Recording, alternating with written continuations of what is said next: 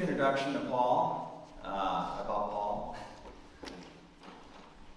Paul's the executive minister of Love, Mercy, Do Justice for the Evangelical Covenant Church.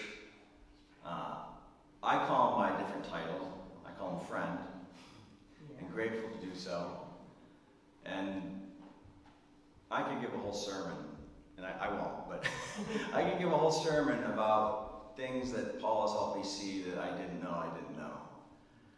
And if I had to really sum up, Paul's a great guy. I could go on about that, right? But for Paul, when I think of Paul, I think of a famous book by a Jewish rabbi, actually. It's fitting because we're talking about shalom, right? That's what that, by the way, that's what that is in the front of your that misprint. That's not a different font. That's Hebrew, so different language. But in this book by Heschel,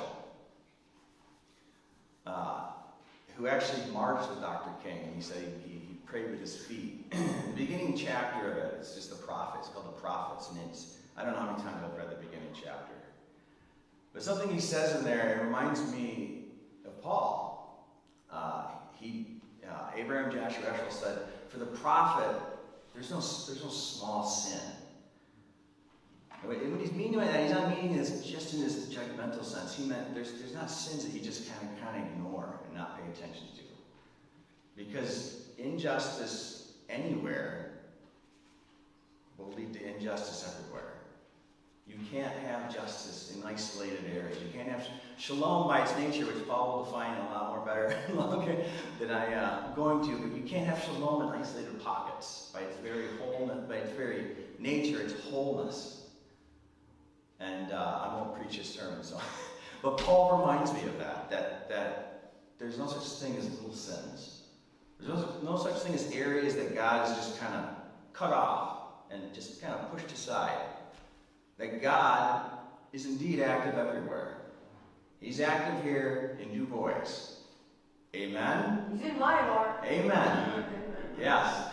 He is active here in Du Bois. Amen? Amen. Our job is to ask him, where, Lord? And to look and be discerning. So with that, until I get into a full-fledged sermon, I'm going to introduce Paul up here. We're delighted that you've been able to spend this time with us.